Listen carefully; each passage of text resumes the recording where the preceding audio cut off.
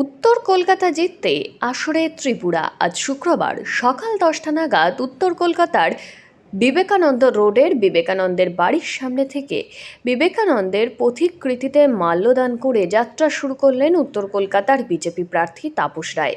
সাথে ত্রিপুরার মুখ্যমন্ত্রী মানিক সাহা সহ বিজেপির কাউন্সিলর ও কর্মীরা। বিবেকানন্দ রোড থেকে বিধান সরণি হয়ে নমিনেশন জমা দেবেন আজ আসন্ন লোকসভা ভোটের প্রার্থী হিসেবে তাপস রায়।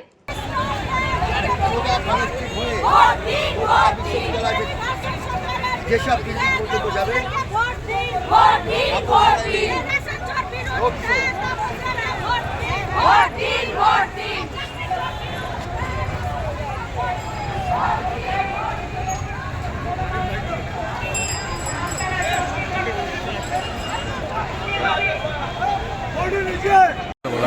সুদীপ বন্দ্যোপাধ্যায়ের উদ্দেশ্যে আজকের দিনে কি বার্তা? কারণ তারা সব কথায় কথায় বলছেন খেলা হবে, তারপর ওরা তো খেলা হবে যেদিন মানুষ খেলতে নামবে।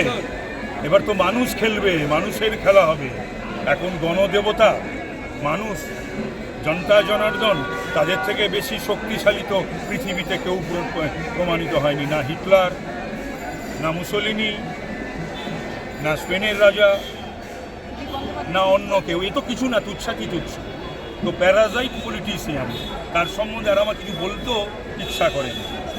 পরাশয়ী গুলমলতা উদ্ভিদ, আর যার নাম বললে সে সমান।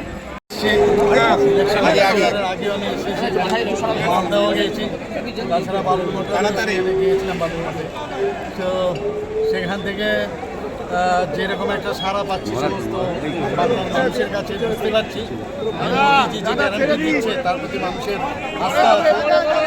এবারের ইলেকশন লোকসভা নির্বাচন, এই নির্বাচন শুধু 5 বছরের জন্য নয়, মানে আগামী আমরা প্রধানমন্ত্রীজি বারবার বলছেন যে 1000 বছরে আমাদের কোন দিকে আমাদের ভারত যাবে তার নির্দেশ এবং নির্দেশিকা সেইগুলো তৈরি হবে। এর জন্য ইম্পর্টেন্ট খুব প্রয়োজন। আর বিশেষ করে বাংলার, যেটা আপনি একটু আগে বললেন যে জঙ্গলরা, সেটাকে অবশ্যই আমাদের মুক্ত করতে হবে। এবং আমি নিশ্চিত যে এখানে যে 42টা যে আমাদের আসন সংখ্যা আছে তার মধ্যে আমরা 30 থেকে 32টা আমরা আসন পাবো। পাশের রাজ্য থেকে যখন পশ্চিমবঙ্গের খবর শোনেন, নারী নির্যাতনের খবর শোনেন, মুখ্যমন্ত্রী হিসেবে আপনার তখন কি প্রতিক্রিয়া হয়, কি হওয়া উচিত? কি বলবো, এর থেকে দুঃখের বিষয় আর কিছুই হয় না। আমরা দেখছি এখানে যেখানে মাননীয় প্রধানমন্ত্রীজি নারী শক্তিকে আরও শক্তিমান করার জন্য যেভাবে উনি চেষ্টা চালাচ্ছেন, এখানে আপনারা সবাই জানেন যে উনি আমাদের মাননীয় প্রধানমন্ত্রীজি যেভাবে একটা আনলেন নারীদের উত্তরণের জন্য, 3% রিজার্ভেশন পার্লামেন্টে এবং আমাদের বিধানসভায়, সব দিকে নারীদের